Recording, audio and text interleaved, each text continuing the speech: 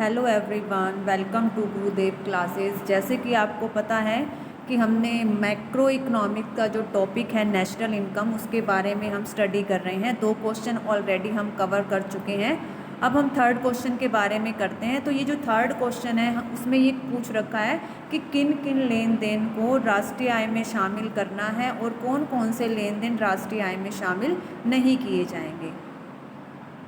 देखिए, first point दे रखा है, जो डांसर हैं, गायक हैं, अध्यापक हैं, डॉक्टर हैं या वकील हैं, इनकी आय को नेशनल इनकम में शामिल करेंगे या नहीं। तो इनकी इनकम को नेशनल इनकम में शामिल किया जाएगा, क्योंकि ये हमें सेवाएं प्रदान करते हैं, सर्विसेज प्रोवाइड कराते हैं।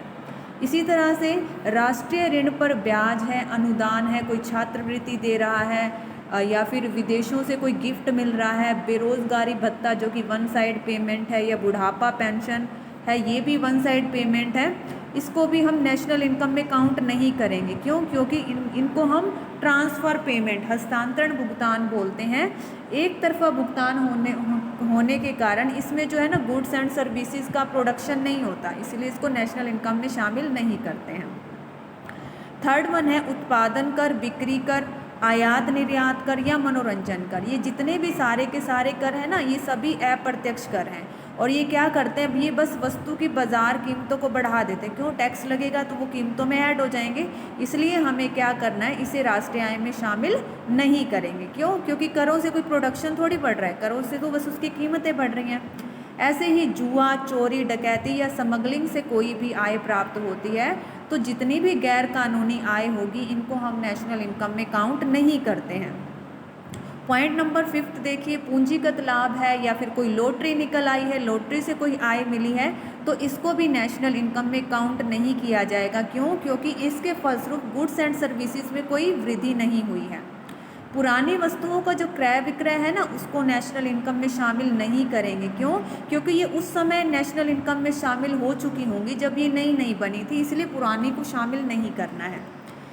स्वयं उपभोग का उत्पादन, स्वयं उपभोग उत्पादन के जो आरोपित मूल्य होते हैं, उनको नेशनल इनकम में शामिल करेंगे।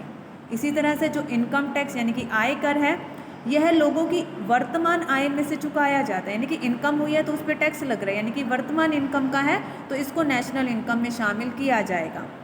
लेकिन जो मृत्यु कर हैं, जो उपहार कर हैं, इसको नेशनल इनकम में शामिल नहीं करेंगे। क्यों? क्योंकि इनका जो भुगतान है वो पुरानी इनकम में से या पुरानी कोई बचत रही होगी उसमें से किया जाता है। गृहस्थ की माल सूची यानी कि जो स्टॉक होता है, इसको भी राष्ट्रीय आय में शामिल नहीं करेंगे, क्योंकि ये एक स्टॉक का पार्ट है। ऐसे ही जो शेयर हैं, डिबेंचर हैं या हमारे बॉन्ड्स वगैरह हैं, इनको नेशनल इनकम में शामिल नहीं किया जाता। क्यों?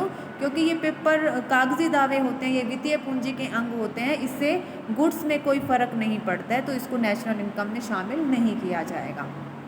बात करें दलाल के कमीशन की, तो दलाल के कमीशन को नेशनल इनकम में शामिल किया जाएगा। क्यों? क्योंकि दलाल ने अपना काम करने के लिए या चीज़ों को बेचने के लिए कोई ना कोई सेवा उपलब्ध की है, सेवा प्रदान की है, इसीलिए जो कमीशन है ना दलाल का, उसको तो हम नेशनल इनकम में काउंट करेंगे। लेकिन याद रखना है, अगर दलाल ने पुरानी वस्तुओं को भी बेचा है ना, तो पुरानी वस्तुओं की बिक्री के मूल्य को शामिल नहीं करेंगे, लेकिन जो दलाली बनती है ना, दलाली को शामिल करेंगे।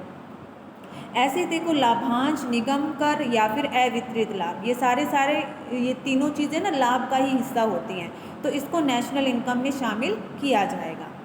इसी तरह से देखो, मजदूरी है, वेतन है, कोई भत्ता है या बोनस है या सेवानिवृत्ति के बाद कोई पेंशन मिल रही है, तो उसको नेशनल इनकम में शामिल किया जाएगा। क्यों? क्योंकि ये कर्मचारियों का पारिश्रमिक का ही हिस्सा है, पारिश्रम में ही सब कुछ आ जाता है। कर्मचारियों का जो वेजेस हैं, उसमें मजदूरी भी आ जाती है, वेतन भी, बोनस भी, और सेवा के बाद जो पेंशन मिलती है वो भी।